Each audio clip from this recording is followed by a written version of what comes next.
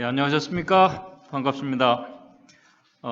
요한계시록 7장 14절에 있는 말씀을 읽겠습니다. 요한계시록 7장 14절에 있는 말씀입니다. 신약 407쪽에 있는 말씀을 읽겠습니다. 7장 14절 내가 가로되 내 주여 당신이 알리이다 하니 그가 나더러 이르되 이는 큰 환난에서 나오는 자들인데 어린 양의 피에 그 옷을 씻어 희게 하였느니라. 지금 이 대화는 계시를 보고 있는 요한과 계시 중에 나타난 하나님의 보좌 곁에 있는 24장로 중에 한 장로와 대화 중에 있는 말씀입니다. 잘 아시는 것처럼 요한계시록 7장은 그 앞에 계시록 6장 17절에서 여섯째 인이 떼어지면서 마지막 하나님의 진노의 큰 날에 능히 어린 양 앞에 설 자가 누구인지에 대한 대답을 해주고 있는 장입니다. 요한계시록 7장은 그 진노의 앞에 그 진노의 날에 어린 양 앞에 설 자들을 계시록 7장 4절에서는 14만 4천인이라고 말씀을 합니다. 또 요한계시록 7장 9절에서는 그 어린 양 앞에 설 자들을 능히 셀 수 없는 큰 무리라고 묘사를 하고 있습니다. 여기에 대해서 어떤 분들은 이 14만 4천인과 셀 수 없는 이 큰 무리들은 같은 무리, 같은 자들이라고 이렇게 말씀을 하기도 하고 또 어떤 분들은 다른 무리들이라고 주장을 합니다. 또 14만 4천인들은 이 실제적인 숫자라고 이렇게 주장하기도 하고 또 상징적인 이 숫자라고 주장을 하기도 합니다. 다양한 해석이 나오고 있습니다. 그런 해석이 나오는 이유는 요한계시록 7장 14절에 오늘 우리가 읽은 이 말씀에 셀 수 없는 큰 무리들이 마지막 큰 환난에서 나온 자들이라고 이렇게 말씀을 하고 있기 때문에 그렇습니다. 오늘 이 시간 저는 이 무리들이 같은 무리들인지 아니면 다른 무리들인지 또는 아니면 실제적인 수인지 아니면 상징적인 수인지에 대해서 말씀을 드리지 않겠습니다. 왜냐하면 엘렌 화이트 여사가 계시록 14장에서 이 주석을 하면서 이렇게 말을 했습니다.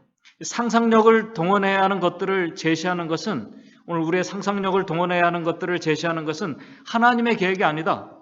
영적으로 도움이 되지 않는 질문들, 그 영적으로 도움이 되지 않는 질문들이 뭐냐면 이를테면은 누가 14만 4천인이 될 것인가와 같은 질문들을 놓고 논쟁을 벌이는 것은 하나님의 뜻이 아니다라고 말하고 있기 때문입니다.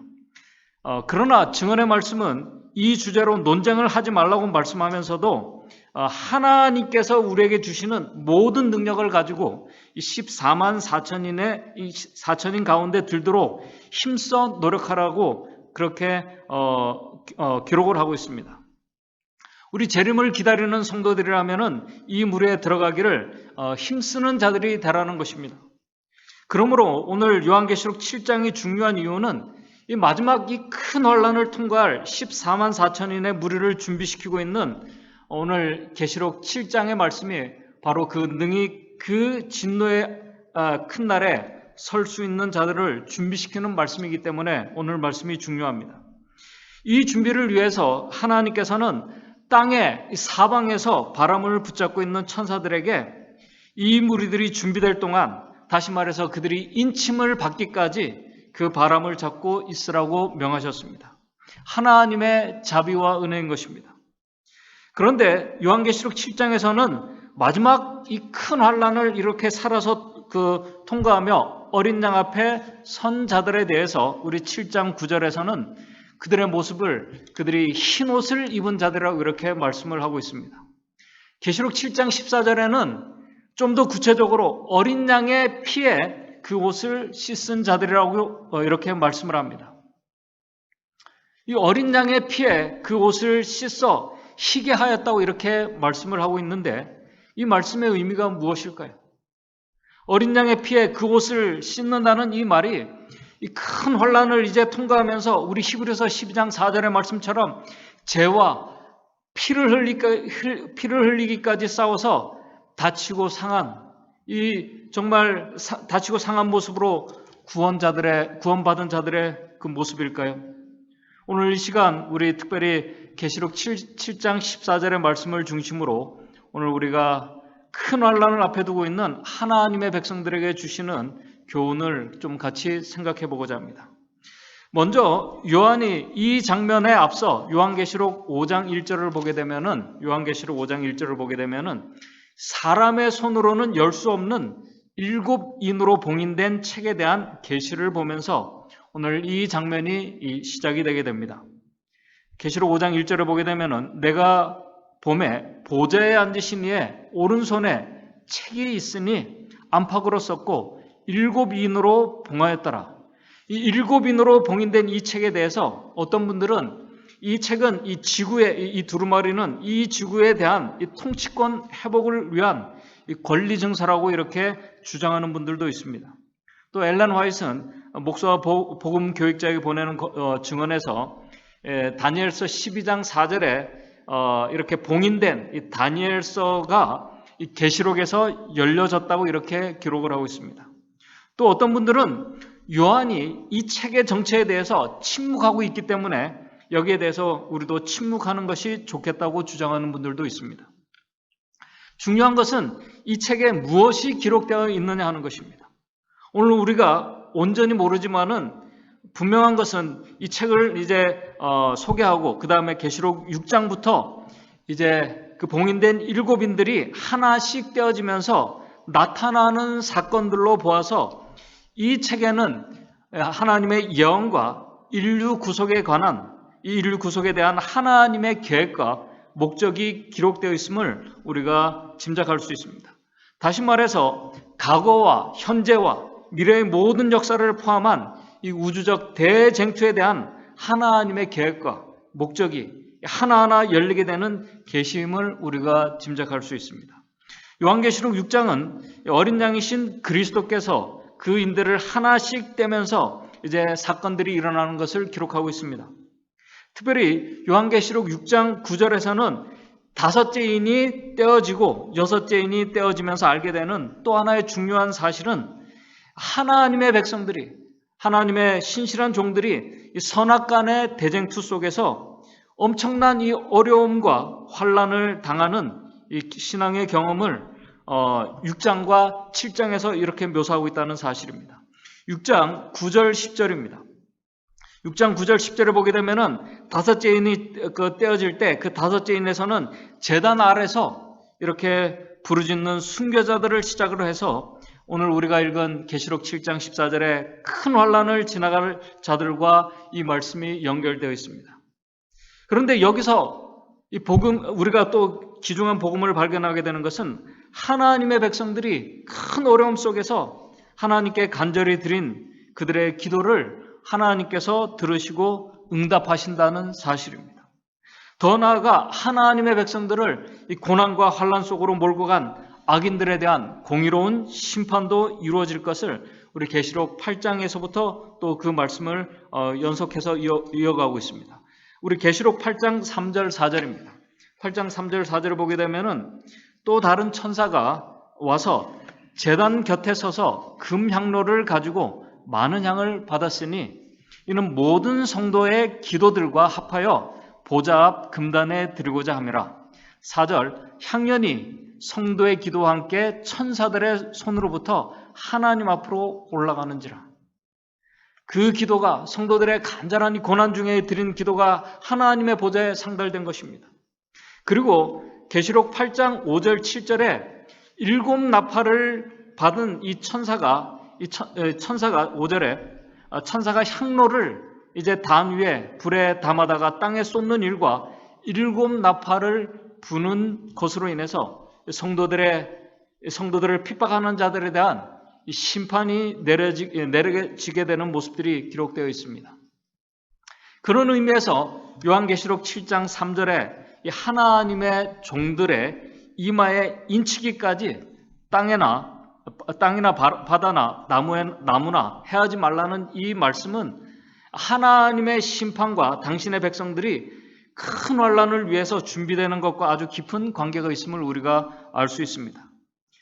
그런데 여기서 우리가 알아야 할 것은 하나님의 백성들에게 인치는 이 사업은 사실 마지막 때에만 행해진 것이 아니라는 것입니다. 왜냐하면 하나님의 인을 받는 자들은 어느 시대에나 있어 왔기 때문에 그렇습니다. 우리 에스겔서 9장 4절 6절과 4절에서 6절과 로마서 4장 11절을 보게 되면은 과거 예루살렘 성 안에서 성소를 시작으로 하나님의 백성들에게 인쳐지는 일들이 있었습니다. 또 로마서 4장 11절에는 바울이 무할례 시에 할례를 받지 않았음에도 불구하고 믿음으로 의롭게 되는 것을 하나님의 인을 받는 것으로 말씀을 하고 있기 때문에 그렇습니다. 그러므로 요한계시록 7장에 이 하나님의 인을 받는 이 종들에 대한 이 포인트는 언제 인치는 사업이 진행되고 끝날 것인가가 아니라 하나님께서는 당신의 백성들의 기도를 들으셨다는 것과 특별히 마지막 때 인을 받게 될 자들을 하나님께서 마지막 큰 환난에서 그들을 특별한 하나님의 보호하심으로 그들이 그 보호를 받으며 큰 환난을 통과하게 될 것이라는 것입니다. 왜냐하면은 에스겔서 9장 6절을 보게 되면은 과거에 이미 에스겔 9장 6절에 늙은 자와 젊은 자와 처녀와 어린아이와 부녀를 다 죽이되 늙은 자와 젊은 자와 처녀와 어린아이와 부녀를 다 죽이되 이마에 하나님의 인이 있는 이 표가 있는 자에게는 이 불행한 죽음이 가까이 하지 못하도록 하나님께서 명하셨습니다. 또 출애굽 때에도 이 문설주의 어린 양의 피가 뿌려진 하나님의 백성들의 장자들이 죽음으로부터 보호를 받고 구원함을 받았던 것처럼 하나님의 인을 받는 자들은 또한 그들은 큰 환난, 이 마지막 그 재앙 때에 하나님의 종들을 핍박하는 자들의 세력에서 하나님께서 그들을 특별히 보호하시며 큰 환난을 하나님의 은혜 가운데 통과할 것을 말씀을 하고 있기 때문에 그렇습니다. 하나님께서 그렇게 역사하시는 이유는 그들의 이마에 인이 쳐졌다는 것은 이 사람들은 내 소유라는 것이 내 소유이기 때문에 하나님께서 그들을 지키신다는 것입니다. 약속에 신실하신 하나님께서 그들을 보호하고 지켜주실 것을 말씀하고 있는 것입니다. 결국 하나님의 인을 받은 그 무리들이 어떤 모습으로 서 있습니까? 우리 요한계시록 7장 9절을 보게 되면은 이렇게 묘사를 하고 있습니다. 요한계시록 7장 9절에 2일 후에 내가 보니, 2일 후라는 것은 뭐냐면은 요한계시록 7장 1절에서 8절에 말씀하는 진노의 날에 능히 설 자들, 다시 말해서 하나님의 인을 받은 자들이 이제 7장 9절에서 와서 어떤 모습으로 되어 있냐면 각 나라와 족속과 백성과 방언에서 아무라도 능히 셀 수 없는 큰 무리가 흰 옷을 입고 손에 종려 가지를 들고 보좌과 어린 양 앞에 서 있는 이 모습을 요한이 본 것입니다. 성경에서 흰 옷과 종려 나무는 승리를 상징하는 표현입니다. 결국 이 무리들이 하나님의 인을 받고 이 땅에서 큰 환난을 통과하고 선악간의 대쟁투에서 승리했다는 것입니다. 오늘 특별히 최근에 이 코로나 사태가 터지면서 세계 이 정부는 이 작은 정부, 섬기는 정부에서 이제 강력한 이 리더십을 가진 정부로 각 나라들이 지금 바뀌고 있습니다. 강력한 힘을 가져야 되는 이유는 오늘 우리 눈에 보이지 않는 이 바이러스뿐만 아니라 이 무너지는 경제와 오늘 이 우리의 환경들에서 이 국민들을 보호하기 위해서입니다. 이 코로나 사태로 이 많은 이 국민들은 오히려 강력한 이 정부를 더 기대하고 있습니다. 경제적으로 자국민을 보호할 수 있는 정부를 요구합니다. 국민들 또한 안전과 복지를 위해서 강력한 이런 규제에도 자발적인 협조를 하는 상황으로 지금 변하고 있습니다. 또 어떤 사람들은 그렇게 하지 않고 저항을 하는 자들도 있지만은 대부분이 강력한 이 정부의 규제에 협조를 합니다. 그러나 이 코로나나 이 지구 온난화처럼 한 나라가 아닌, 지금 이 코로나 같은 경우는 한 나라가 아닙니다. 한 나라가 아닌 전 세계적으로 이렇게 그 확산되고 지구 온난화처럼 전 세계에 영향을 주게 될 때에는 한 나라가 아닌 이제 전 세계적인 문제가 될 때 강력한 한 나라가 아닌 더 강력한 힘을 가진 어떤 누군가를 필요로 하고 있습니다. 그래서 코로나 시대 이후에 대해서 많은 전문가들은 이제 자연스럽게 이 빅브라더의 이 조지 그 오웰의 소설에 나오는 이 빅브라더의 이 빅브라더가 출연하게 될 것을 이 전문가들은 이미 이야기를 시작했습니다. 이러한 상황에서 지금 유럽에는 이미 몇 나라가 이 코로나 방역을 빌미로 해서 이 독재법을 통과를 했습니다. 한국 일보에 보게 되면은 이 독재법의 통과로 유럽은 이제 디지털 빅브라더의 신음을 하고 있는 중이라고 이렇게 지난주에 뉴스 기사에 나왔습니다. 이 헝가리와 터키와 여기서 이미 법을 통과를 했고 또 영국과 독일이 법을 통과하려고 하다가 지금 이제 큰 난관에 부닥쳐서 지금 실험하고 있는 중이라고 얘기합니다. 지금은 핸드폰과 그 다음에 신용카드만으로도 한 사람의 오늘 우리의 움직임과 오늘 저와 여러분들의 동선을 다 추적하고 그들을 보고 통제할 수 있는 시대가 되었습니다. 컴퓨터를 만든 인간이 이제 컴퓨터의 통제를 받는 정말 영화 같은 그런 상황이 지금 우리의 현실 가운데서 이루어지고 있는 것입니다. 우리가 이러한 움직임들이 이제 더 강력한 이 빅브라더의 이 출현과 결국 그것이 신앙의 자유도 통제되는 시대로 이어질 것을 우리가 주의하며 우리가 예측을 하고 있습니다. 특별히 이 지금의 상황에서는 성령의 능력이 아니고서는 이 복음이 온 세상에 전파되는 것은 정말 불가능한 일입니다. 성령의 능력이 아니고서는 불가능한 일입니다. 지금의 상황에서 구도자가 생긴다고 해도 오늘 지금의 상황에서 구도자가 생긴다고 해도 낯선 사람이 교회를 찾아갈 수도 없고 낯선 사람이 구도자가 교회를 오는 것 자체가 교회가 오픈된 교회도 부담이 되는 정말 아이러니한 상황이 되었습니다. 정말 성령의 역사가 절대적으로 필요한 때입니다. 뿐만 아니라 신앙과 양심의 자유가 통제될 때에도 인간의 능력으로는 이 통제와 규제를 이제 벗어날 수 없는 시대가 되었습니다. 하나님께서 개입하셔야만 하는 시대가 되었습니다. 바로 그러한 때에 개국 이래 없던 환란이 하나님의 백성들에게 닥친다면 어떻게 될까요? 오늘 우리는 아주 편리함과 이 자유에 익숙해져 있는 하나님의 백성들, 아직까지 우리는 히브리서 12장 4절 말씀처럼 죄와 피 흘리기까지 싸움도 시작하지 않았는데 어떻게 우리가 이 환란을 통과할 수 있을까? 오늘 성경과 증언의 말씀을 보게 되면은 우리가 생각하는 이 환란은 우리의 생각 이상, 상상의 이상입니다.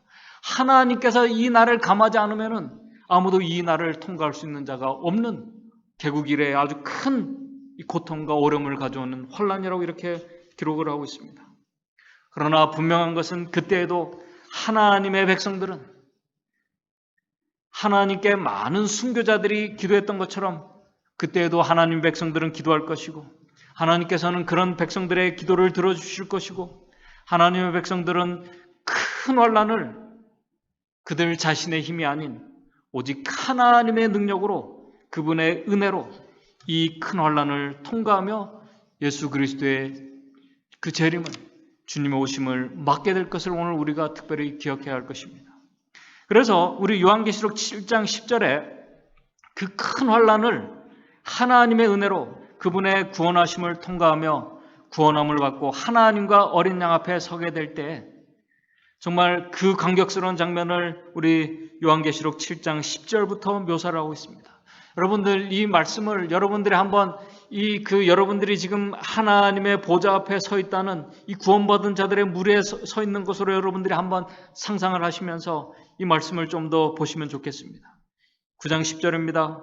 이 무리들이 큰 소리로 외쳐가로되 구원하심이 우리에게 있는 것이 아니라 오늘 그들의 이 구원하심이 우리에게 있는 것이 아니라 전적으로 하나님과 어린 양에 있다는 것을 그들이 말씀을 합니다.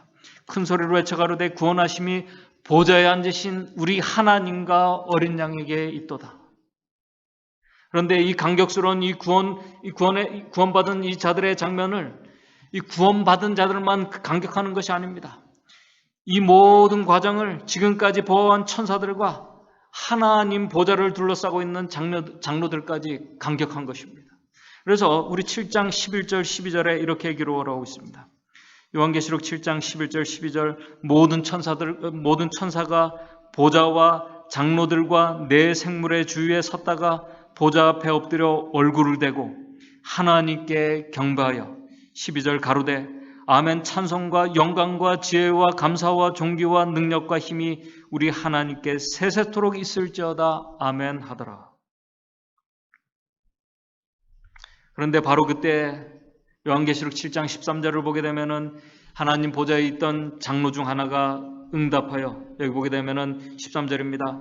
정말 이 감격스러운 장면에 이 장로 중 하나가 응답하여 내게 이르되, 그 장로 중 하나가 지금 요한에게 묻는 것입니다. 내게 이르되 이 흰옷을 입은 자들이 누구며, 지금 이 흰옷을 입은 자들이 누구며 또 어디서 왔느냐.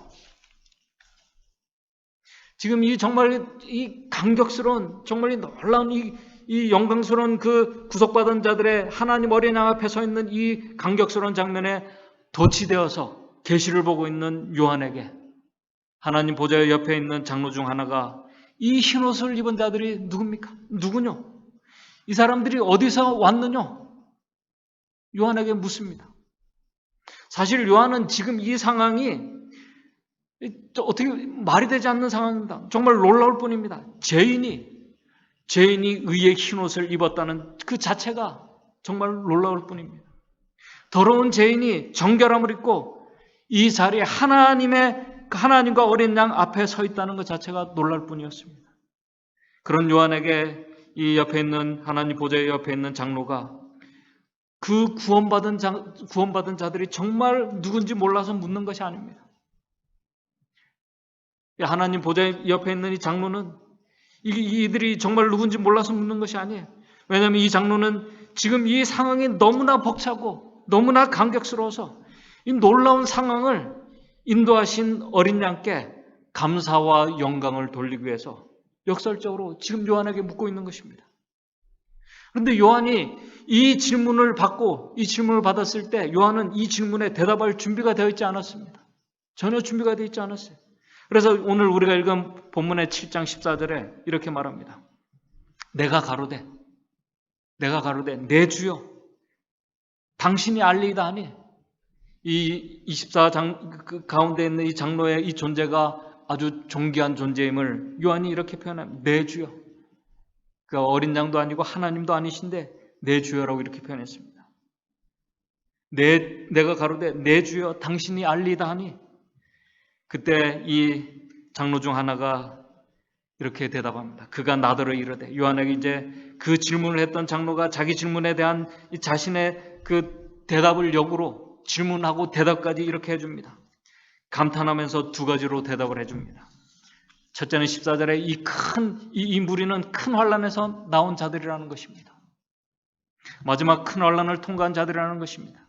그런데 인간이 통과할 수 없는 이 큰 환란을 이 사람들이 통과한 이유를 그 다음에 말씀을 하고 있습니다. 오늘 말씀의 핵심입니다. 이 사람들이 어린 양의 피로 그 옷을 씻어 희게 한 자들이기 때문에 이 큰 환란을 통과한 자들이라는 것입니다. 여러분들 어떻게 이 어린 양의 피에 옷을 씻을 수 있습니까? 여러분들 피에다가 사람이 옷을 갖다 대지 않습니다. 붉은 피에 옷을 적시면은 어떻게 그게 희게 될 수 있습니까? 그리고 그렇게 피에 옷을 씻은 것으로 어떻게 이 큰 환란을 통과할 수 있습니까? 지금 이 말이 되지 않는 이 놀라운 상황을 이 장로는 지금 역설적으로 설명하고 있는 것입니다.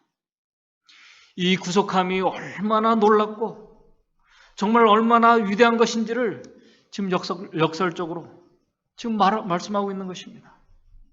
이 역설의 구원을 우리는 출애굽 때 6월절 어린 양의 피에 의지해서 구원받은 이 장자들을 통해서 우리는 조금이라도 우리가 알 수 있습니다. 또 붉은 피에 옷을 적셔서 붉게 물들고 오염되는 것이 아니라 정결케 됨을 에베소서 1장 7절에는 이렇게 말씀을 하고 있습니다. 에베소서 1장 7절에 사도 바울이 우리가 그리스도 안에서 그 은혜의 풍성함을 따라 그의 피로 말미암아 곧 제사함을 받았으니. 이 말씀을 좀 더 잘 이해할 수 있도록 보여주는 말씀이 히브리서 9장 14절입니다. 히브리서 9장 14절 하물며 영원하신 성령으로 말미암아 흠없는 자기를 하나님께 드리신 그리스도의 피가 어찌 너희 양심으로 죽은 행실에서 깨끗하게 하고 살아계신 하나님을 섬기게 못하겠느냐. 오늘 이 어린 양의 피의 능력은 인간이 오늘 우리가 생각하는 그 이상의 능력입니다. 그 이상의 은혜입니다. 어린 양의 이 피는 우리의 양심으로 죽은 행실에서 우리의 죽은 행실에서 우리를 깨끗하게 하는 이 보혈의 능력에 있는 이 능력의 피입니다. 살아계신 하나님을 온전히 섬기게 하는 능력의 피입니다. 그래서 엘렌 화이트 여사가 히브리서 9장 14절의 주석을 이렇게 말하고 있습니다. 죄인에게 은혜를 얻게 하는 일에 있어서 인간의 육체 가운데 사신 그의 삶과 십자가의 죽음 외에 다른 어떤 사람의 죽음도 그보다 더한 가치를 지닌 죽음은 없다. 그리스도의 이 피의 속죄는 영원하신 은혜의 언약으로 영원히 인침을 받으셨다. 오늘 우리가 여기서 특별히 요한계시록 7장 14절에서 여기서 그의 옷을 씻는다는 이 말씀을 우리가 특별히 주목해 볼 필요가 있습니다. 이 말씀은 정말 놀라운 복음이 여기 들어 있습니다. 여기서 옷을 씻는다는 말은 그렇게 이 어린 양께서 하나님의 아들께서 이루어 놓으신 영원한 이 대속, 이 속죄, 용서함을 믿음으로 받아들이고 회개하고 자복하는 것은 오늘 우리들의 몫이라는 것입니다. 이미 준비해 놓으신 그리스도의 피를 우리의 자신의 것으로 받아들이는 이 믿음의 행위, 그리고 회개와 자복, 바로 이것이 그 옷을 바로 씻어서 희게 하는 것이라는 것입니다. 이 모습을 우리 요한계시록 22장 14절에는 그 두루마기를 빠는 것으로 이렇게 설명을 하고 있습니다. 이 모습을 우리 재림교회 주석에는 이렇게 기록을 하고 있습니다. 이것을 아주 우리가 이해하기 쉽게 이렇게 기록을 했습니다. 하늘에 들어갈 수 있는 우리의 적합성은 빤 두루마기로 상징되는 그리스도의 어린 양의 거기에 빤 두루마기로 상징되는 그리스도의 나누어준 의다라고 이렇게 분명히 기록을 하고 있습니다. 여기에서 중요한 것은 그 옷을 씻는 이 일은 우리가 먼 훗날에 하늘에서 하는 것이 아니라 오늘 바로 지금 이 순간 우리가 살고 있는 이 세상에서 입혀주시는 그분의 의의 흰옷을 우리가 믿음으로 입어야 한다는 것입니다. 그렇게 의의 흰옷을 입은 자들의 삶에서 다시 말해서 그리스도 안에서 하나님과 온전한 관계 속에서 하나님의 자녀들에게 하나님의 형상이, 그분의 품성이 나타나게 된다는 것입니다. 이 변화가 바로 오늘 우리 안에서 일어나야 할 것입니다. 이 놀라운 은혜의 역사를 지금 하나님의, 정말 이것이 얼마나 놀라운지를 하나님의 보좌 옆에 있는 이 장로가 지금 역설을 하고 있는 것입니다. 이제 제가 마지막 엘렌 화이트 여사의 첫 계신 이 좁은 길로 가는 이 재림 성도들의 이 순례 여정에 대해서 제가 기록된 그 말씀을 하면서 오늘 좀 말씀을 정리하고자 합니다. 이 첫 계시, 엘렌 화이트 여사의 첫 계시인 좁은 길로 가는 이 재림 성도들의 순례 여정을 여러분들이 아마 잘 아십니다. 이 계시는 하늘을 향해서 가는 정말 가파르고 좁은 길을 따라가는 여행하는 순례자들이 나옵니다. 이 사람들은 재림 성도들입니다. 이 무리들은 그들이 처음 그 여정에 들어섰을 때 그들을 인도하고 계신 예수님께 그들의 믿음의 눈을 고정시킨 자들입니다. 그런데 그 무리들 속에는 그 여정에서 이제 피곤하고 이제 그 여정이 오래되면서 이제 지치게 되었을 때 그 무리 속에 있던 어떤 자들은 잠시 그들이 예수님을 그들의 시야에서 놓치고 이 가파른 이 언덕에서 이제 절벽에서 어두움 속으로 이제 떨어지는 자들도 있었습니다. 그러면서 이제 마지막 이 종착역에 그러면서 떨어질 사람들은 떨어지고 그러면서 이 무리들이 결국 마지막 이 종착역에 도착하는 모습이 우리 초기문집 14쪽에서 16쪽에 기록되어 있는데 이들이 마지막 이 종착역에 도착하는 이 무리들을 우리 초기문집에서는 14만 4천인의 무리로 소개를 하고 있습니다. 이들이 힘든 여정의 끝에 이르게 되었습니다. 힘든 여정의 끝에 이르게 되었다는 것은 뭐냐면 다시 말해서 예수 그리스도께서 오시는 재림을 그들이 맞이하게 되었다는 것입니다. 바로 그때의 모습을, 재림의 모습을 맞이하게 되는 이 무리들의 14만 4천의 무리들을 우리 초기문집 14쪽에서 16쪽에 기록하고 있는데 그들이 이제 마지막 이제 종착역에 거의 도착했을 때, 이제 도착하게 됐을 때 이 초기문집의 장면은 이제 동쪽 하늘에서 이제 그들에게 오는 검은 구름 한 조각을 보게 되는 장면으로 이제 그 기록이 되어 있습니다. 이 검은 구름의 한 조각을 이 무리들이 보았을 때 이 장면은 예수 그리스도의 영광스러운 장면으로 그들을 인도합니다. 이 14만 4천의 무리들은 그들을 향해서 오는 이 검은 구름이 천천만만의 천사들과 함께 노래 속에서 오시는 예수 그리스도의 재림을 그들이 분명히 인식하고 알았습니다. 그런데 그 다음 장면을 우리가 보면서 좀 놀라운 장면이 벌어지게 됩니다. 그런데 그렇게 구름이 점점 이제 이 구원받은 백성들을 향해서 이제 큰 환란을 통과한 이 백성들을 향해서 가까이 오고 있습니다.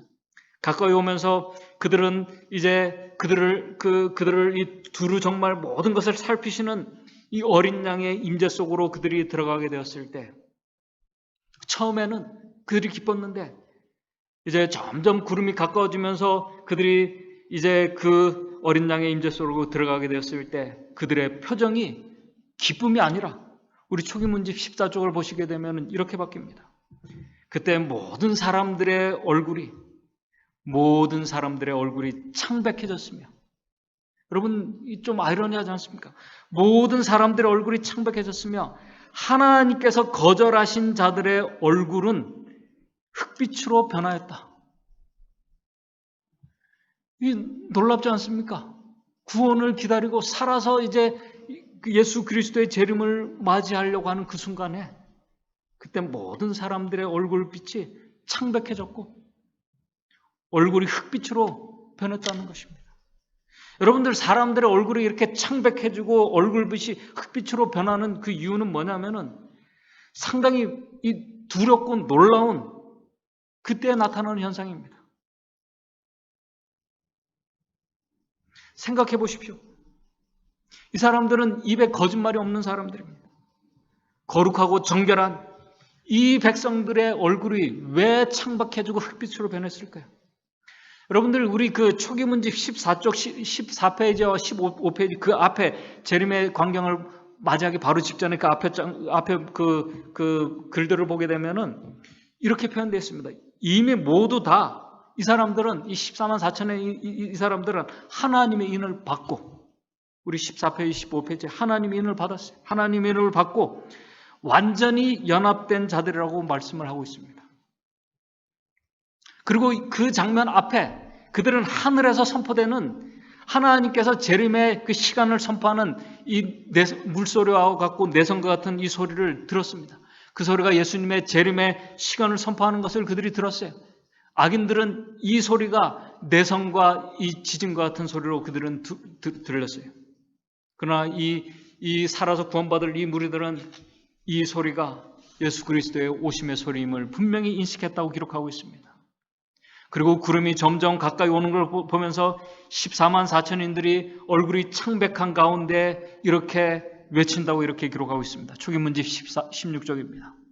그때 우리 모두는 누가 능히 설 수 있으랴. 바로 그 자리에 누가 능히 설 수 있으랴. 나의 옷은 흠이 없는가라고 소리쳤다. 여러분들 초기문집을 한번 잘 읽어보시기 바랍니다. 그 재림의 광경에 앞서 그 검은 구름이 오고 있을 때 누가 능히 설 수 있으랴. 우리 모두는 누가 능히 설 수 있으랴. 나의 옷은 흠이 없는가라고 소리쳤다. 하나님의 임재 속으로 들어갈 때 감히 그 앞에 누가 능히 설 수 있겠습니까? 누가 능히 설 수 있겠느냐? 자신이 없는 것입니다.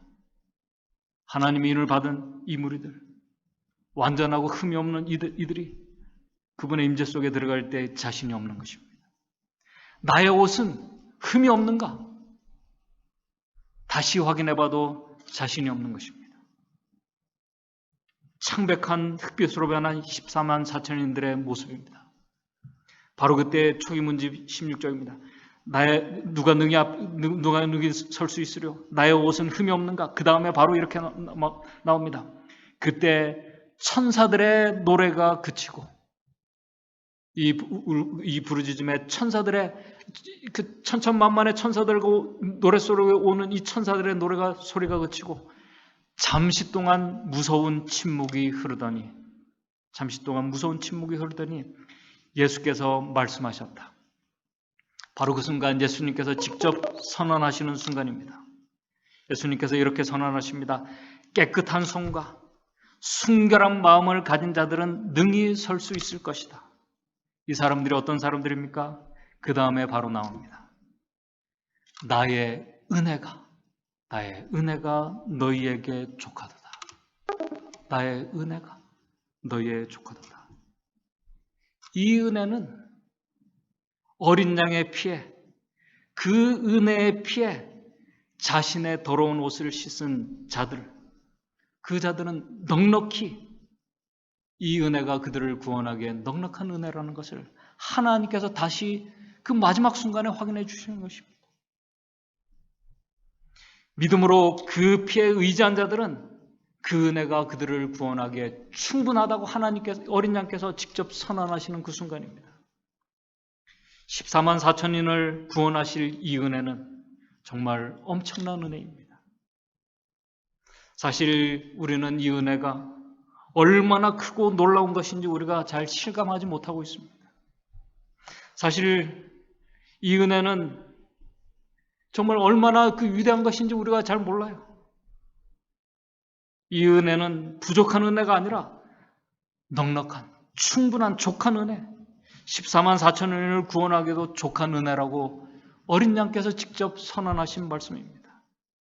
이 은혜는 그들의 더러운 죄를 다 씻기에 족한 충분한 은혜라고 예수님께서 그 마지막 순간에 직접 말씀하신 것입니다.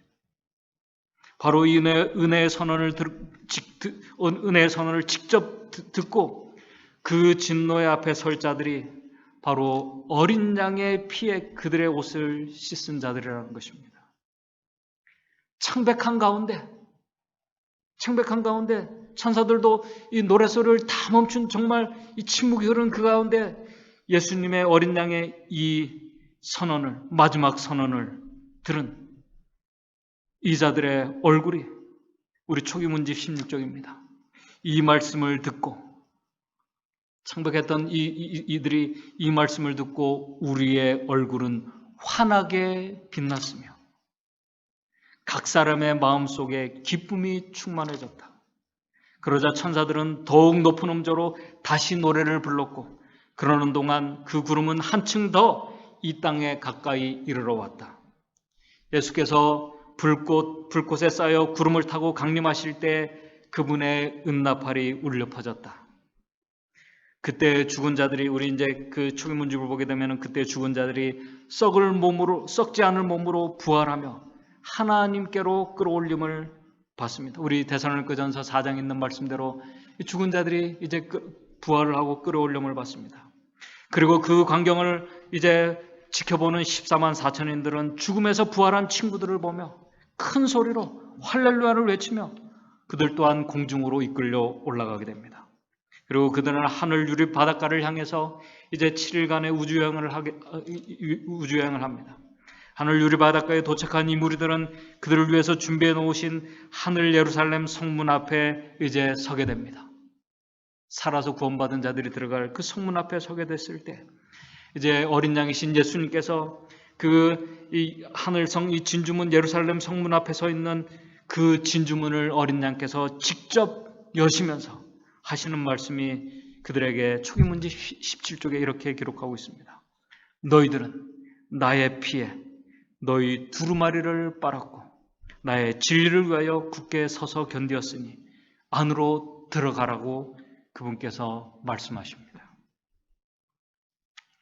오늘 우리에게 주신 이 은혜, 입혀주신 이 은혜, 어린 양의 피에 자신의 더러운 옷을 이렇게 맡기는 자들에게 주어진 이 은혜가 얼마나 크고 위대한 것인지를 사실 요한도 잘 느끼지 못하고 그저 놀라운 광경으로 그것을 바라보고 있을 때 바로 그 보좌를 둘러선 이 장로가 지금 이 은혜가 얼마나 크고 얼마나 족한 은혜인지를, 은혜의 선물인지를 요한에게 알려준 것입니다. 오늘 우리에게 알려준 것이에요.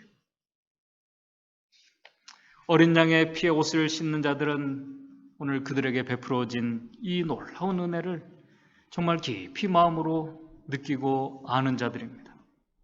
그리고 진심으로 감사하는 자들입니다. 그들이 바로 믿음으로 입혀주신 그리스도의 의의 흰 옷을 입은 자들입니다. 하나님의 형상으로 변화된 자들입니다. 거룩하게 된 자들입니다.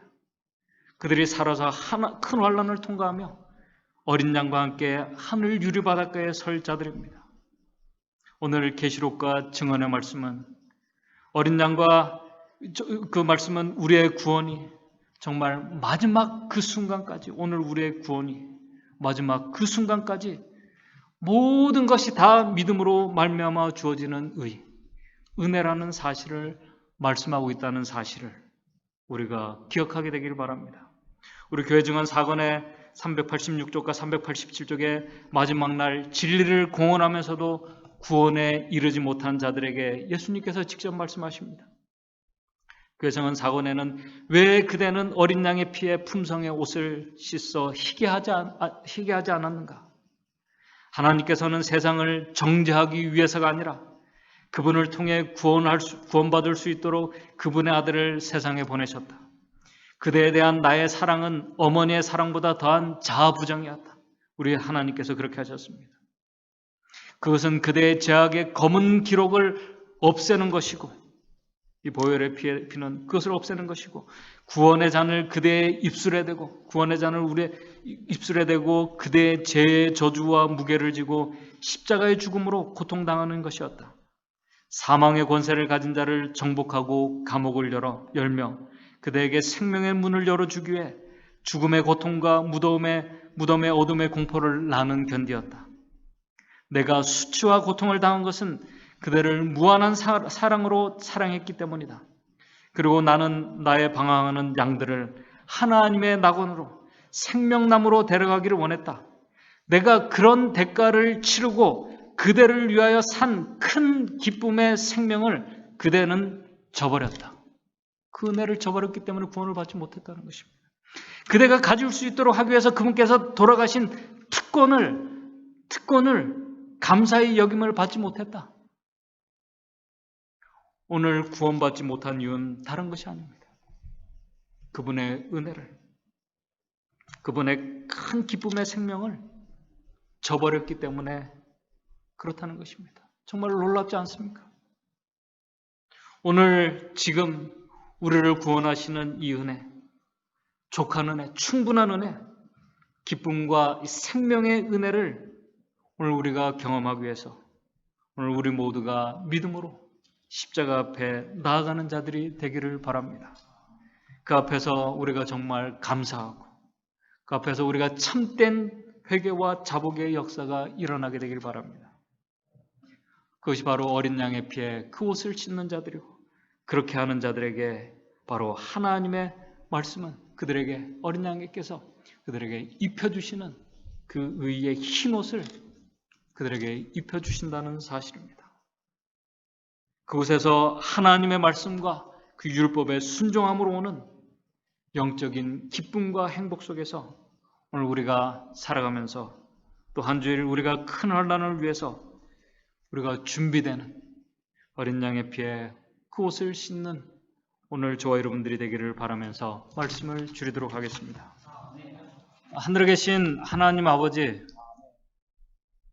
오늘 우리를 구속하신 그 놀라운 구원하심이 오늘 어린 양의 그 피해 있음을 저희들 다시 말씀을 통해서 확인했습니다.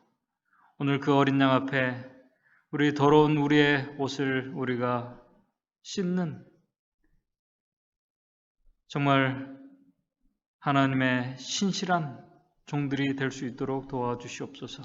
그래서 그 어린 양 앞에 우리의 더러운 옷을 씻는 자들에게 입혀주시는 하나님의 그 놀라우신 그 입혀주시는 의를 우리가 경험하고 이 은혜가 얼마나 크고 놀라운 것인지 또 이 능력이 우리의 삶을 정말 하나님의 형상을 닮아가게 하는 놀라운 능력인 것을 우리가 우리의 삶을 통해서 경험할 수 있도록 도와주시옵소서. 그래서 정말 하나님의 그 진노의 날에 그 영광스러운 그 재림의 날에 그 앞에 이 하나님의 족한 은혜로 우리가 기쁨 가운데 설 수 있는 우리 모든 성도들 될 수 있도록 주님 인도해 주시옵소서. 예수님의 이름으로 기도드리옵나이다.